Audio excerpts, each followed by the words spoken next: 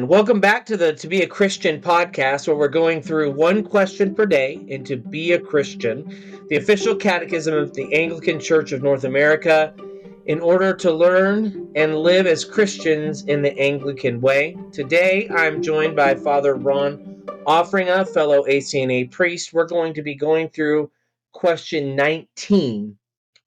So, question 19 and the answer. What is the purpose of the creeds? The purpose of the creeds is to declare and safeguard for all generations essential truths about God, the church, and the world as revealed in Holy Scripture. And then it cites Deuteronomy 7, 9 to 11, Psalm 145, 4 to 13, John 20, 30 to 31, and 2 Timothy 1, 13 to 14, along with Hebrews 2, 1 to 4. So a lot of citations. We'll pass this over to Father Ron to share some of his thoughts about that. Yeah. So I think when we're looking at this question, it's helpful to remember, I think, particularly for those of us that maybe grew up in churches or have experience in churches where you didn't say any creeds. Well, what's the point of having one? Might make sense to have one as a document I can look at somewhere. I remember doing that when I was younger. But then to add on, okay, this is something that we actually say together. Why are we doing this? And the language of the catechism talking about how they declare and safeguard essential truths about God, the church, and the world as revealed in Scripture, I think is really helpful. It shows us this is an encapsulation of what the Scriptures say. So we're not replacing Scripture with the creed. Rather, what we're trying to do is to say, Scripture declares this, and this is how the church understands it. It's one thing to say, okay, well, Scripture says X, Y, Z. It's another thing to say, and that's what this means. And so what the creeds are doing, and most of them come in contexts where what Scripture means is questioned, is articulating clearly, yes, we understand that the Scriptures say this, but this is how the church has received and understood, going back to the apostles and handing down to us today, what that actually means. So I think that's maybe a good starting point for us to understand. It's not a replacement of Scripture. It's rather just an articulation of how the church has understood what Scripture means when it speaks.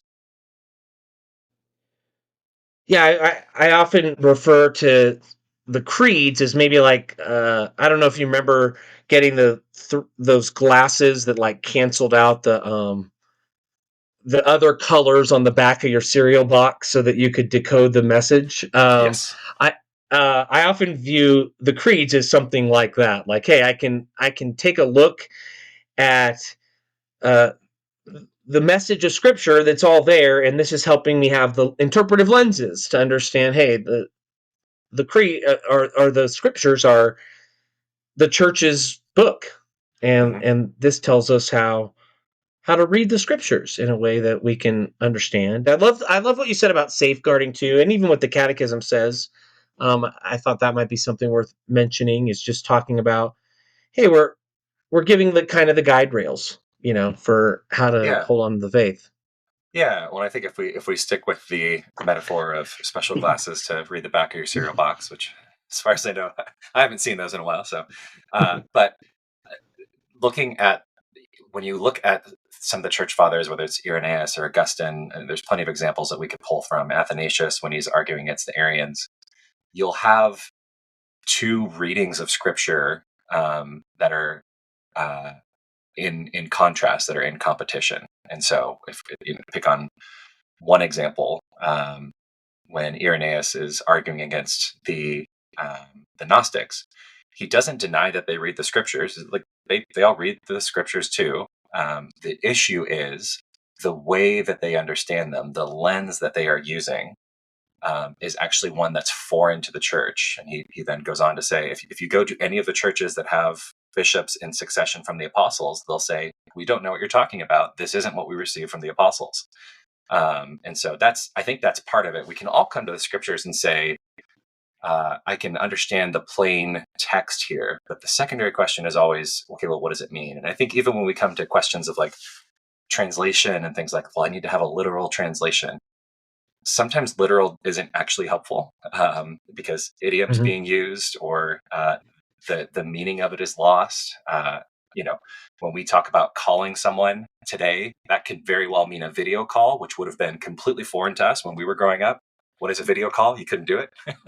And so I will very easily say, hey, I'm going to jump on a call with James, and that means I'm getting on Zoom or whatever the thing is. But that didn't Mhm. mean that then. And so there's always the question of, okay, that's the literal word, but what does it mean? And I think that's further transfigured in the actual scriptures when we're trying to say, how has the church received them?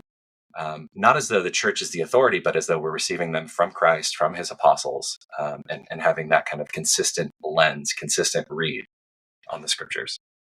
Love it. Yeah, I remember having a professor, Dr. Bingham, in seminary, and he would always go, Bible, Bible, Bible. Everyone has a Bible. Mm, Everyone's reading the Bible. Everyone's studying the Bible. Everyone has their favorite Bible verses. The question isn't whether you read the Bible. The question is, what do you say the Bible means? hmm And the creeds help us with that as we.